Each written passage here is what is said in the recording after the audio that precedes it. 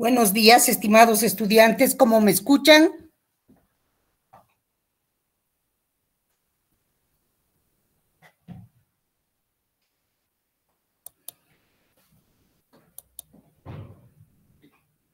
¿Cómo me escuchan, Marisol? Buenas tardes, doctora. ¿Se escucha bien? Bien, gracias. Están todos observando la presentación. Quería preguntarles hasta qué punto de las uncinarias habíamos avanzado con ustedes.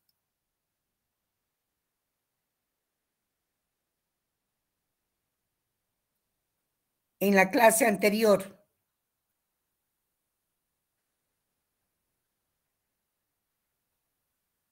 No avanzamos todavía, doctorita. Ya no hemos avanzado en todos los uncinarios. Muy bien. El día de hoy vamos entonces vamos a hablar de las uncinarias. La uncinariosis es una afección producida por dos parásitos. Uno conocido con el nombre de Ankylostoma duodenale y la otra especie se conoce con el nombre de Necator americanus. Vamos a ver a estos dos en esta clase el día de hoy. Estas uncinarias, observen ustedes, tienen formas vitales de huevos y de larvas. Aquí están, miren. Anquilostoma, por ejemplo, significa boca con ganchos y uno de ellos se llama Ankylostoma duodenale. O sea, quiere decir que vive en los intestinos, y en el duodeno, y además tiene una boca con ganchos. Vamos entonces a hablar de Ankylostoma, y Necator quiere decir matador. Ambas especies, ambas de estos gusanos, se caracterizan también porque ellos consumen sangre, producen anemias. Por eso es que en algunos libros ustedes van a poder leer que la anquilostomiasis es llamada también o conocida como anemia tropical. Y esta es la producida por dos tipos de parásitos que son el Ankylostoma duodenale y el Necator americanus. Estos gusanos se conocen desde la época antigua, fueron descubiertos en Persia y imagínense, en cambio en el siglo XX ya un parasitólogo Luz pudo descubrir el ciclo vital de estas uncinarias. Vamos a estudiar entonces a estos gusanos. Ahí está, la uncinariasis, anquilostomiasis o anemia tropical. Ahí están los dos agentes causales y aquí tenemos sus fotografías. Observen ustedes, ambos presentan, estos nemátodos son nemátodos que se conocen con el nombre común de uncinarias, porque el huevo de estas uncinarias, si volvemos a la fotografía anterior, no sabemos distinguir cuál es de cuál. Todos los huevos en sus distintas etapas de huevo son idénticos. No podemos decir este huevo tiene esta diferencia de Necator al de Ankylostoma, sino que son lo mismo. Por eso es que los huevos no sirven como diagnóstico de una especie o de otra.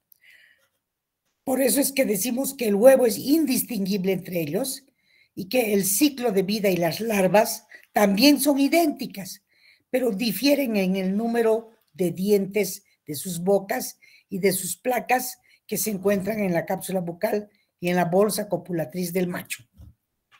Esta es también una geohelmintiasis. Quiere decir que es una helmintiasis de la tierra. Se encuentra ampliamente distribuida en todas partes del mundo y principalmente la Organización Mundial de la Salud, la OMS, en el 2010 ya estimó que el número de personas que se infectan con Ankylostoma duodenale o Necator americanus era más o menos de unos 440 millones. ¿Cómo se infecta el ser humano?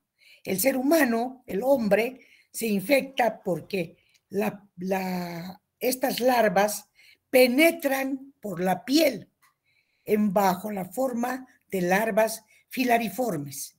Estas larvas causan traumatismo, daños mecánicos e inflamatorios en la piel. Luego ascienden por la sangre hasta la mucosa intestinal y también se pueden trasladar al pulmón en su tránsito por estos órganos. Las dos especies, Ankylostoma y Necator, son comunes al poseer este síndrome de la larva migrans cutánea, que también se conoce como síndrome de migración larvaria cutánea, o también la llaman dermatitis verminosa reptante. Aquí vamos a ver, por ejemplo, la clasificación de estos agentes, de estas especies. El reino Animalia, la familia de los nemátodos, gusanos redondos, el orden Strongyloides, la familia Ankylostoma y Necator. Entonces, estas dos especies tienen Ankylostoma duodenale y Necator americanos. En algunos países asiáticos, en la China, por ejemplo, existe una tercera especie conocida como Ankylostoma ceylanicum, muy similar también. Vamos a hablar de Ankylostoma duodenale. Ankylostoma duodenale son gusanos cilíndricos, blancos y que poseen sexo separado, o sea, machos y hembras. Su porción anterior se encuentra curvada, como pueden observar acá. Es curvada y posee una cápsula bucal quitinosa que tiene una forma oval, que en su parte superior posee un par de dientes. Acá hay un par de dientes, acá hay otro. Rudimentarios en su borde. La hembra es algo más larga que el macho. Puede medir entre 10 y 13 milímetros. No estamos hablando de centímetros. Estos son muy pequeños. Miden de 10 a 13 milímetros de largo por 0,6 de ancho. Esta es la hembra. Y en su extremidad caudal es de punta roma, acá, posee en su tercio medio ventral, se abre una vulva aquí, en esta parte, donde desemboca su vagina, le sigue un útero corto que se comunica con un par de ovarios tubulares y flectuosos. Luego vamos a hablar que el macho es algo más pequeñito, está acá, puede medir entre 8 y 11 milímetros de longitud por 0,4 o 0,5 de diámetro. En su extremo caudal posee un ensanchamiento, no sé si lo ven acá, membranoso, que está sostenido por las costillas que recibe el nombre de bolsa copulatriz. Miren, este ensanchamiento que estoy mostrándoles aquí en la figura se llama bolsa copulatriz. En ella está la cloaca, donde desemboca el recto y el conducto genital. Posee un único testículo y 2 espículas copulatorias, acá en la bolsa, que pueden medir 1 milímetro de longitud y que se encuentran reguladas por músculos y el gubernáculo. Acá tenemos su cápsula bucal, idéntica a la de la hembra. El macho puede adherirse a la bolsa copulatriz alrededor de la vulva de la hembra para insertar estas espículas. ¿Qué podemos decir de los huevos de Ankylostoma duodenale? Aquí tenemos. Los huevos son ovoides, pueden medir entre 40 milimicras y 60 milimicras de ancho y de largo, respectivamente.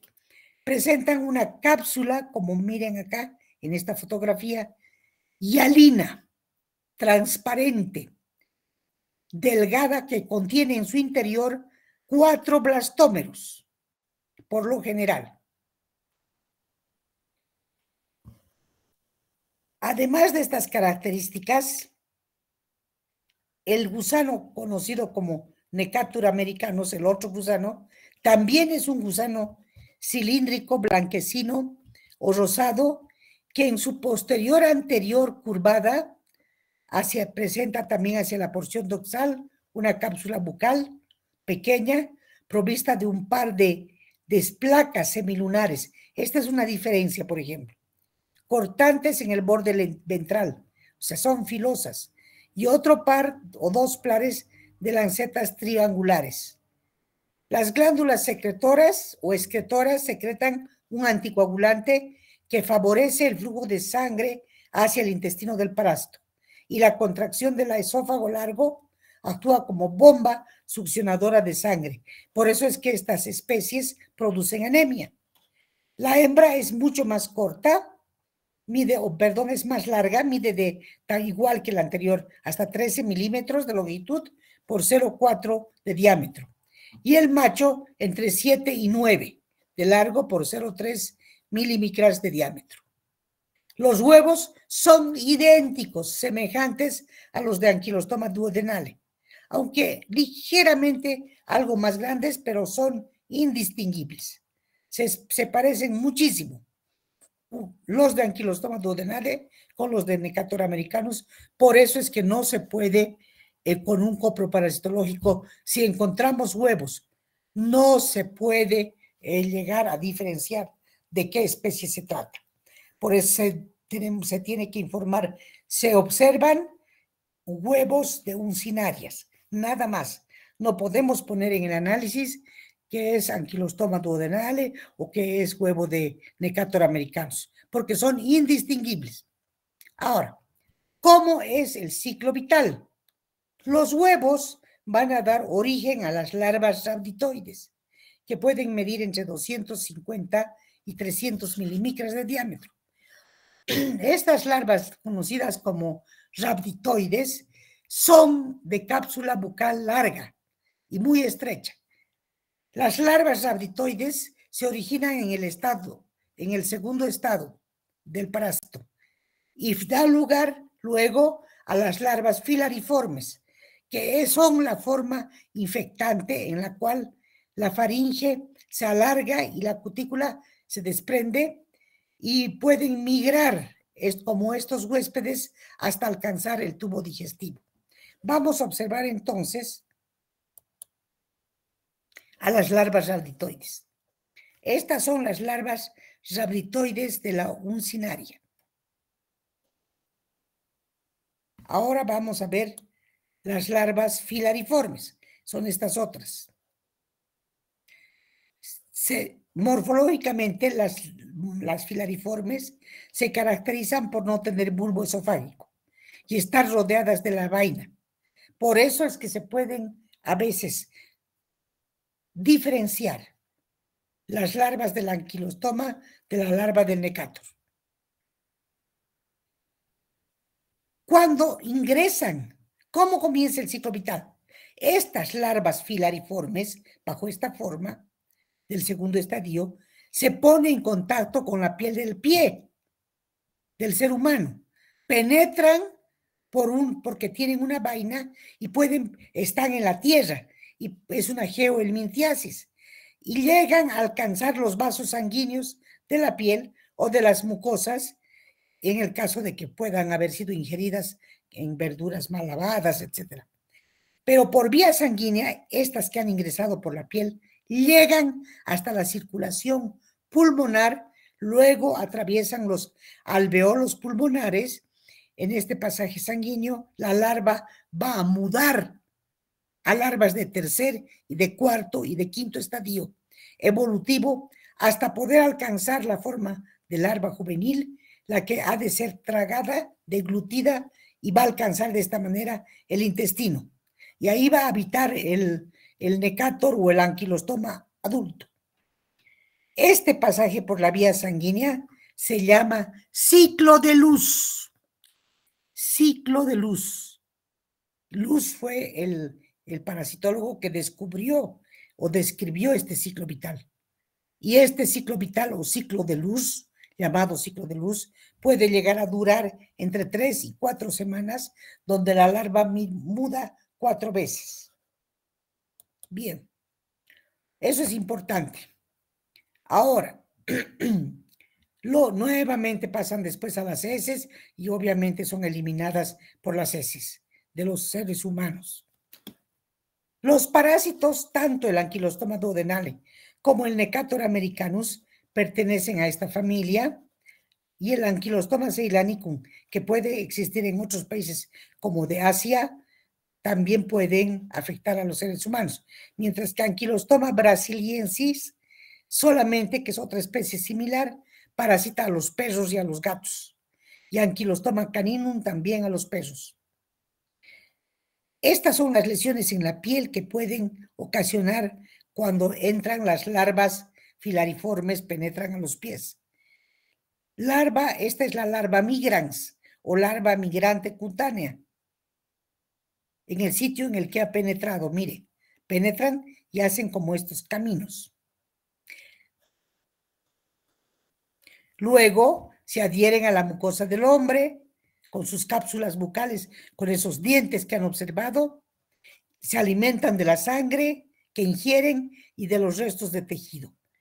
Esas salivas de las glándulas salivales de los anquilostomas y necators contienen sustancias anticoagulantes.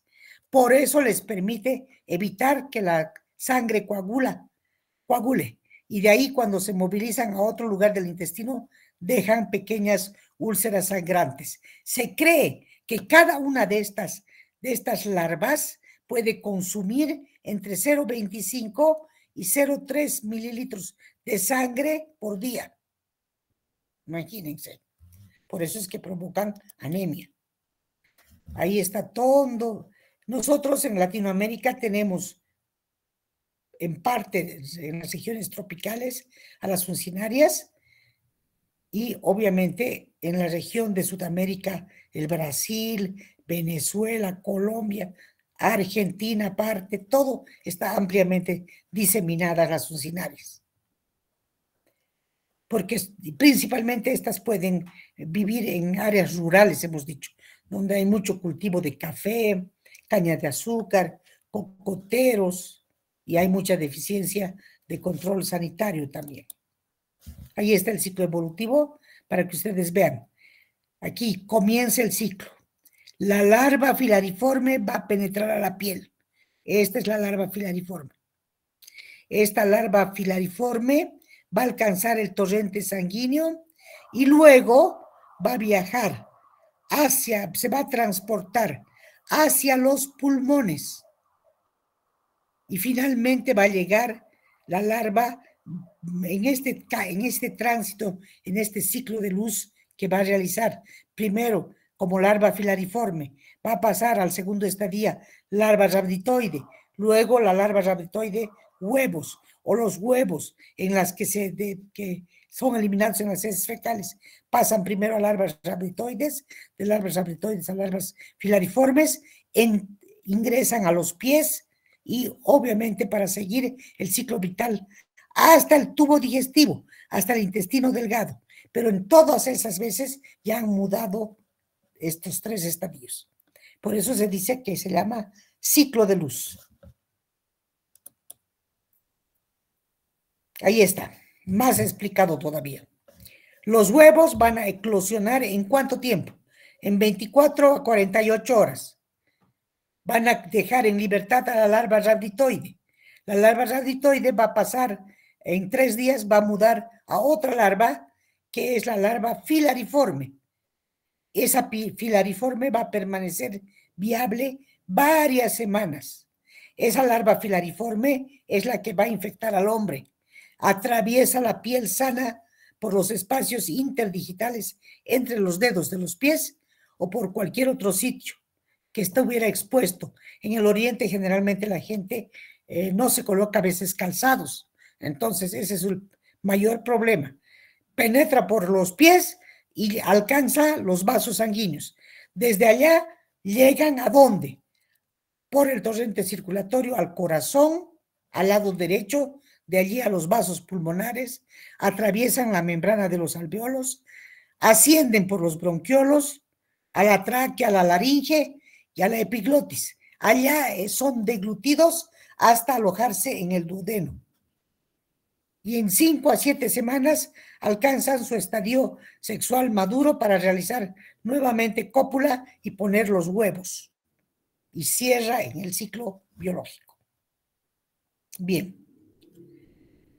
Esta patogenia que produce la Necator americanus y anquilostomas duodenales, la más importante es la anemia.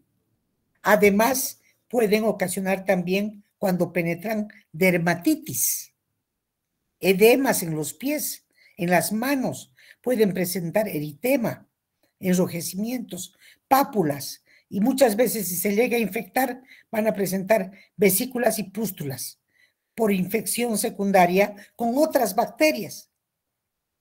Cuando migran a los pulmones, se observan también pequeñas hemorragias con muchos infiltrados de leucocitos, fibroblastos y los parásitos adultos. Se pueden también, hemos visto que con esas sus espículas, con sus dientes, se fijan a la mucosa intestinal y le pueden causar también úlceras, lesiones sangrantes por la liberación de sustancias anticoagulantes que tienen estos parásitos. Por eso es que la anemia es el primer síntoma patológico, porque el consumo de sangre por parte de estos parásitos contribuyen a la desnutrición y pérdida de proteínas. Puede existir en los seres humanos hipoalbuminemia por la pérdida de sangre, del plasma y de los líquidos. Así también por la disminución de la capacidad del hígado para sintetizar la albúmina.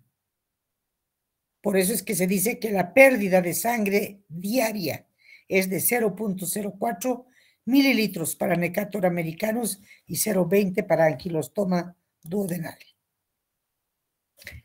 La patogenia, la anemia, que se produce por pérdida de hierro, es la que determina que se realicen también trastornos en los órganos hematopoyéticos. Puede haber hiperplasia medular en la serie eritrocítica y mucha eosinofilia y eritropoiesis en el vaso y en el hígado. Los pacientes que son desnutridos observan cambios megaloblásticos, o sea, sus hematíes se observan como megaloblastos por deficiencia de ácido fólico y se observa una anemia dimórfica. En cuanto al cuadro clínico, ¿cuáles son los síntomas? La sintomatología puede ser cutánea, en la piel, como hemos visto, cuando penetran las larvas filariformes, en los pulmones, en los intestinos, obviamente la anemia y la producción de anemia. Ahí tenemos cómo caminan las personas. Aquí tienen cómo producen las larvas migrans. Estas, miren, cómo se pueden observar en los pies, como realizando túneles, caminos. Esa es la invasión cutánea.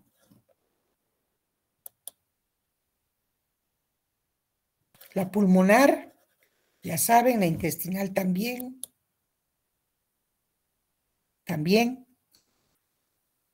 En las mujeres embarazadas también se produce la anemia y puede llevar a pérdida inclusive de embarazos o partos prematuros. En los varones, las uncinarias pueden llegar a producir problemas de impotencia sexual. En las embarazadas también se puede observar afecciones en los riñones y albuminuria por la pérdida de la albúmina en la sangre. Entonces es también bien importante esta parasitosis para considerar. ¿Cómo es el diagnóstico de laboratorio? El diagnóstico de laboratorio se realiza mediante un copro parasitológico seriado en 3 días. Hay que realizar siempre un examen coproparasitológico por método de concentración. Y acá tenemos el método de flotación entre los métodos de concentración, el método de sedimentación o de Ricci modificado, y también se puede cuantificar los huevos en laboratorios de referencia por métodos de Stolhauser o Kato-Katz. También hay otros coprocultivos por el método de Harada-Mori. y se puede llevar a cabo reacción en cadena polimerasa también para identificar uncinarias. El hallazgo de los parásitos adultos en la materia fecal permite solo la identificación de especie, porque se observa mediante la observación de la cápsula bucal en la especie anterior. Solo observando las larvas y sus bocas podemos tipificar, porque si observamos los huevos, solo podemos decir uncinarias. No podemos decir Necator americanus o Ankylostoma duodenale. Eso ya les he dicho desde un inicio. La PCR solamente se puede utilizar para en infecciones mixtas, o sea, es una reacción en cadena de la polimerasa y solo para estudios epidemiológicos, no para la rutina de laboratorio. ¿Cómo nos podemos prevenir de infectarnos por uncinarias? La prevención, sobre todo en áreas rurales, no se tiene que andar sin zapatos. Se debe a los factores de cuidado, ¿no? Personales.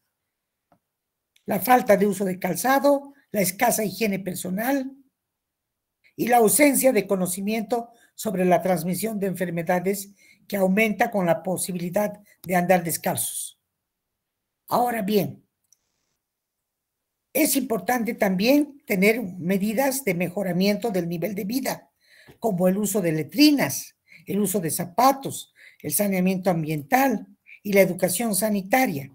El tratamiento con medicamentos que sean tolerados con alta eficacia y bajo costo. Se tienen que principalmente utilizar mebendazol para el tratamiento, albendazol, tiabendazol o pomoato de pirantel.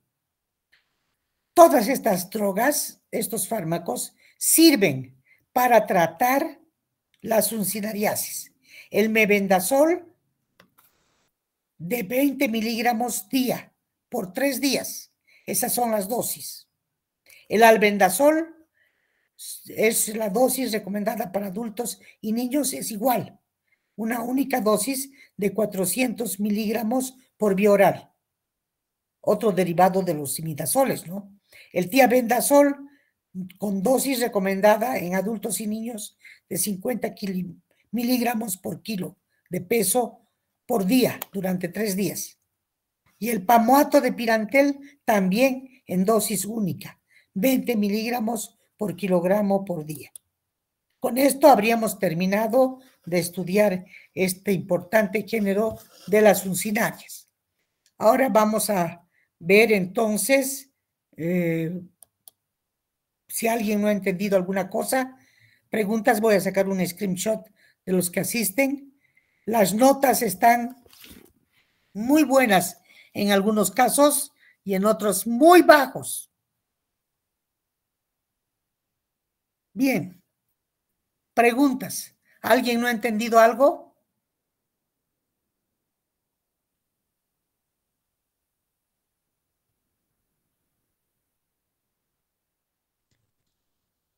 Doctora, ¿podría volver a explicar en la parte de los huevos, por favor? Los huevos, sí. Los huevos de las dos especies de Necator americanus y de Ankylostoma duodenale son puestos en los intestinos delgados por las larvas rabdoides. Y estos huevos van a llegar a eclosionar allá y van a ser expulsados con las heces fecales a la tierra. Por eso se dice que es una geohelminthiasis. Ahora, estos huevos, cuando se los encuentra en el coproparasitológico, les he dicho que no se pueden distinguir si es de una especie o es de la otra. La única forma para distinguir es observar la cápsula bucal de las larvas. Después es imposible. Solamente en un análisis se puede poner, se observan huevos de uncinarias o larvas de uncinarias, porque no necesitaríamos un microscopio electrónico para poder observar las diferencias de la boca de las larvas. No sé si he aclarado un poco más. Grace. Sí, doctora, gracias. Muy bien. Listo, muchachos. Entonces vamos a quedar aquí.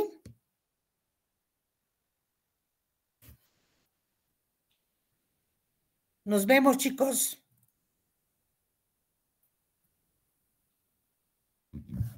Hasta luego, muchachos. Hasta luego, doctora. Hasta luego, doctora. Hasta luego, doctora.